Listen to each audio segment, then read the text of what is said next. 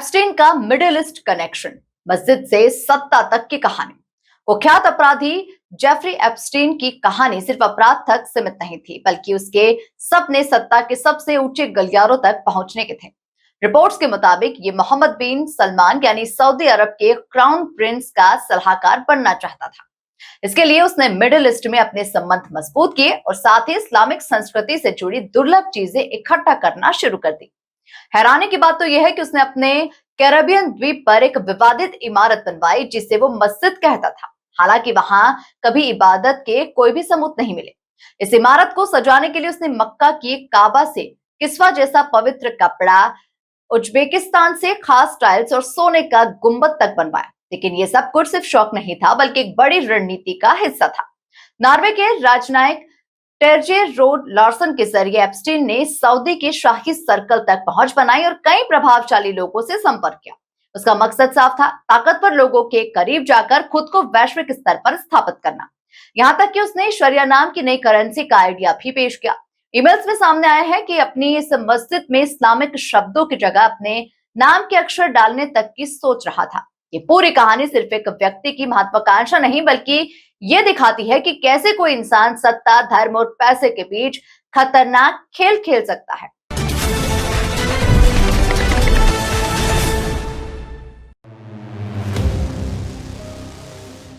मक्का के काबा का वो पवित्र कपड़ा जिसे 1 करोड़ मुसलमानों ने छुआ था, उसके साथ जो हुआ है वो पूरी दुनिया के मुसलमानों को हिलाकर रख देगा। मीडिया रिपोर्ट्स के मुताबिक एक बड़ा खुलासा हुआ है कि 2017 में मक्का स्थित काबा से जुड़े पवित्र कपड़े के 3 टुकड़ों को अमेरिका भेज दिया गया। पवित्र कपड़ों की ये खेप अमेरिकी यौन अपराधी जेफरी एप्स्टीन के फ्लोरिडा स्थित घर तक पहुंचाई गई। जानकारी के लिए बता दें कि जेफरी एप्स्टीन न्यूयॉर्क का करोड़पति फाइनेंसर था। उसकी बड़े बड़े नेताओं और सेलिब्रिटीज से दोस्ती थी। एप्स्टीन के घर पर नाबालिग लड़कियों और लड़कों के साथ यौन उत्पीड़न किया जाता था। अमेरिकी न्याय विभाग ने 30 जनवरी को जेफरी एप्स्टीन जांच से जुड़े करीब 30 लाख पन्नों के दस्तावेज, 2000 वीडियो और 1.8 लाख तस्वीरें सार्वजनिक की हैं। मीडिया रिपोर्ट्स के मुताबिक इन्हीं दस्तावेजों में काबा के पवित्र कपड़े के बारे में होश उड़ा देने वाली जानकारी दी गई है। वैसे आपको बता दें कि एप्स्टीन फाइल्स में एक खुलासा यह भी हुआ है कि नॉर्वे का एक डिप्लोमेट भारत के हर व्यक्ति को मारना चाहता था। वो भारत के लोगों से नफरत करता था। नॉर्वे के इस डिप्लोमेट ने भारतीय लोगों के बारे में जो कहा था, उसे सुनकर आपका खून खौल जाएगा। इसके बारे में हम आगे बात करेंगे, लेकिन पहले ये देखिए कि काबा के पवित्र कपड़े के साथ क्या हुआ। दस्तावेजों के मुताबिक फरवरी और मार्च 2017 में काबा से जुड़े पवित्र कपड़े की शिपमेंट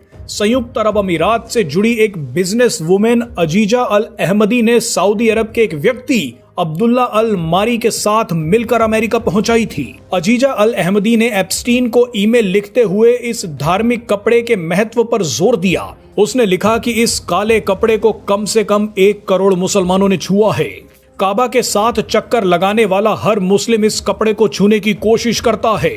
अपनी दुआएं, आंसू और उम्मीदें इस कपड़े पर छोड़ता है ताकि उनकी मन्नतें कबूल हो जाएं। इस ईमेल में बताया गया कि तीनों टुकड़े किस्वा से जुड़े हैं। किस्वा काला रंग का सुनहरी कढ़ाई वाला कपड़ा होता है जो काबा को ढकता है। इस्लाम में इसे बहुत पवित्र माना जाता है। हज के दौरान करोड़ों मुस्लिम इसे छूते हैं। ये कपड़ा शुद्ध रेशम से बना होता है जिसे काला रंग दिया जाता है। सोने और चांदी के धागों से इस काले कपड़े पर कुरान की आयतों की कढ़ाई की जाती है। लेकिन इस पवित्र कपड़े का जेफरी एप्स्टीन तक पहुंचना करोड़ों मुसलमानों को पीड़ा पहुंचा रहा है। बहरहाल एप्स्टीन फाइल्स को लेकर एक और बड़ा खुलासा हुआ है। एप्स्टीन को भेजी गई एक मेल में नॉर्वे के डिप्लोमेट टेर्जे रोड लार्सन ने भारतीय लोगों के बारे में आपत्तिजनक टिप्पणी की है। इस डिप्लोमेट ने कहा कि आपको जहां भी भारत का कोई व्यक्ति मिले उसे मार देना चाहिए। इस ईमेल के सार्वजनिक होने के बाद भारत के लोगों का गुस्सा नॉर्वे के इस डिप्लोमेट पर टूट पड़ा है।